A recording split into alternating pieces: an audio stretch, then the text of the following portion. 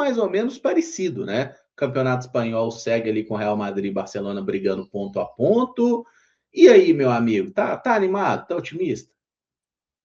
Emerson, tô otimista, até porque eu sigo vendo uma distância considerável do que o Barça faz e do que o Real faz em campo. O Real é muito dependente de individualidades, principalmente de Kylian Mbappé, em alguns momentos até de pênaltis na reta final no Santiago Bernabéu, algo muito comum, inclusive, principalmente quando o Real está em apuros, né? Foi assim contra o Rayo Vallecano, mas foi pênalti, tá? Aí O não, time que não tem o que comprou um dizer. árbitro, o chefe de arbitragem, Ah, Pedrão, tá reclamando de árbitro. vai defender o Real Madrid, meu Deus do céu. Mas, Não, eu só tô enfim, atacando o Barcelona. Não, Vocês não é compraram o chefe fácil, de velho. arbitragem, sim. O Barcelona comprove, comprove. falar de arbitragem é osso, é osso. Mas, enfim, tem uma diferença clara de desempenho de um para o outro, né? O Barcelona venceu o Elche se impondo, o Real vence o Rayo Vallecano, mas assim, no detalhe, e aí tem até um ponto importante para quem viu a partida. Quando o jogo tá 1-1, quem tem a grande chance de fazer o segundo gol é o Rayo Vallecano, né? Que acaba desperdiçando ali uma oportunidade cara a cara com o Courtois e pouco depois vem o pênalti. Vamos ver o que acontece nessa rodada. Tanto o Barça como o Real Madrid vão enfrentar equipes da parte de baixo, né? Mas eu acho que o Real tem um confronto mais duro, aí não só olhando o desempenho, mas contexto também. O Barça tem o Mallorca no Camp Nou, é o grande favorito para a partida. O Mallorca conseguiu vencer muito bem o Sevilha na última rodada, até por um placar bem mais expressivo do que eu imaginava, mas o Barça é um franco favorito. Agora, quando a gente olha para o Real Madrid, ele vai enfrentar um Valência que perdeu na última rodada, que está até pior do que o Mallorca, mas é um Valência no Mestala, né?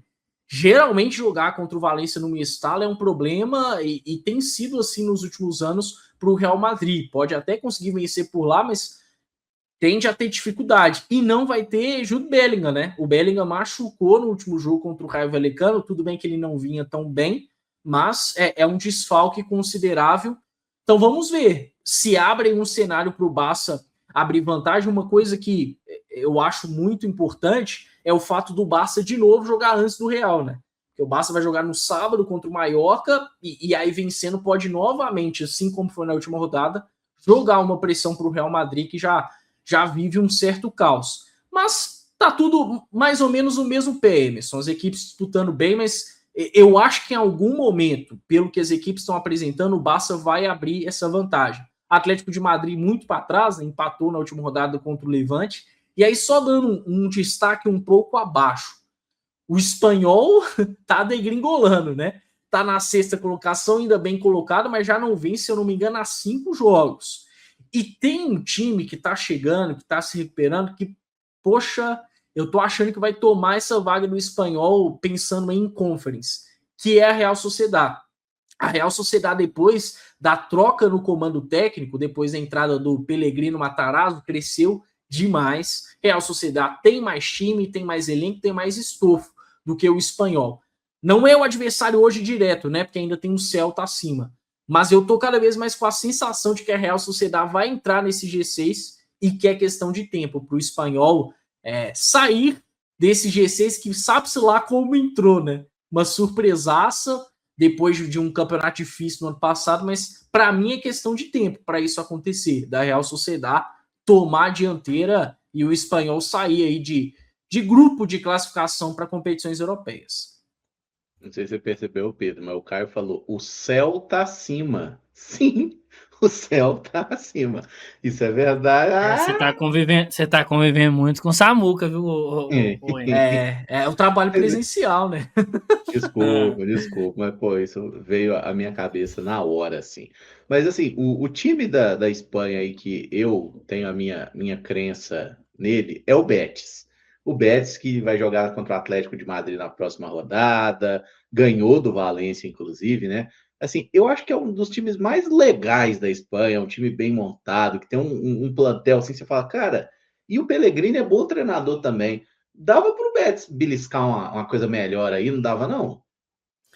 Com certeza. E eu também tenho essa sensação com o Betis, é um time, sei lá, legal, sabe, de você acompanhar, assim. eu lembro que a época eu estava trabalhando com um atleta, né? A gente foi levar ele era meia. A gente foi levar um material de referência e aí a gente pegou alguns jogos do Isco. Cara, assim, o Isco no Betis era outra parada, sabe? Jogando bem e tal, tem a questão da lesão, mas é um time legal também, o Caramujo. Mas falando assim, rapidão, de Espanha, né? É o que o Caio falou, acho que o cenário não mudou. É um Barcelona que, mesmo com seus problemas, ele passa uma imagem de que está mais organizado do que o Real Madrid. Né? O Real Madrid, sei lá, parece que é uma loucura total. Aí o Bellingham não tá bem, torcedor vaiando o Vinícius Júnior, aí o Vinícius faz gol, aí o Vinícius tá mal, aí o Rodrigo, que não vai para frente, assim, eu tenho uma certa indisposição com o atleta Rodrigo, vou deixar isso aqui bem levantado. Acho muito bom jogador tecnicamente, mas é um jogador omisso no sentido de que parece que o jogo para ele, assim... É uma linha. 3-0 a favor, 3-0 contra pro Rodrigo, ele tá assim, ó. Tá, e aí? Ele é um cara, sei lá, sem essa mudança. Ele é morno. Ele é um jogador morno. Pecho frio, muito, dos maiores. E até assustador, né? Porque se você pega aquela Liga dos Campeões, o que ele fez em momentos finais, gols ali decisivos, todo mundo pensou, pô, agora, né? Vai virar aquele cara... como se diz na NBA, a galera que acompanha basquete, né? O cara que é clutch ali, o cara dos momentos decisivos. Não é o caso do Rodrigo. Ele é um cara, inclusive, muito assim na seleção. Eu acho que não vai mudar o Emerson, Caio, quem está nos acompanhando. Né? O Barcelona vai ser campeão. A menos que o Barcelona passe ali por uma sequência ruim ou lesões apareçam em atletas muito importantes, lesões mais graves, mas acho que isso não vai acontecer também e torço para que não aconteça, porque, né, é uma parada muito ruim no futebol. Acho que não vai dar para o Real Madrid, não. E nem na Champions, tá? Acho que na Champions é o maior campeão, mas em algum momento aí acho que vai sair meio que fora assim, da parada. Eu sigo convicto em Bayern campeão da Liga dos Campeões.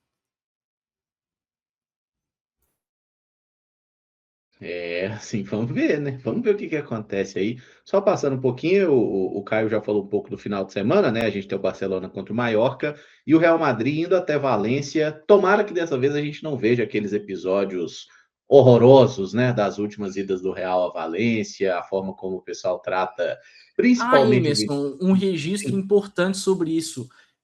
Lamine Yamal, no último jogo contra o Albacete, sofreu ataques racistas, tá? Foi até uma coisa registrada pelo Gustavo Hoffmann na transmissão. Ele disse que tem sido cada vez mais comum com o Yamal. Ele até associa muito ao Vinícius, né? O Yamal, logo cedo, com 18 anos, está sofrendo bastante também com ataques racistas na Espanha.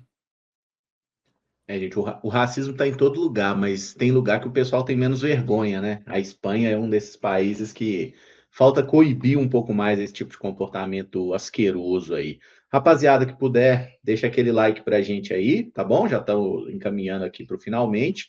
E olhando para a parte de baixo de La Liga, né? A gente tem aí o possante Oviedo, que parecia morto, foi lá e ganhou do Girona. Será que dá para sonhar?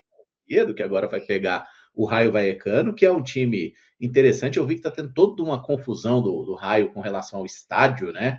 Parece que o dono do clube, a cidade, todo mundo quer tirar o Raio Vallecano do estádio dele ali, que é numa região valorizada da cidade, né? Aí eles estão meio que tentando sucatear o estádio ali para perder.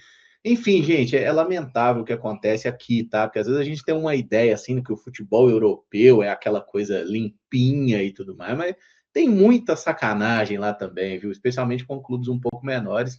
O Raio é na região de Madrid ali, né, Caio? Acho que você não chegou a conhecer lá, né? Você que é o nosso viajante das galáxias aí.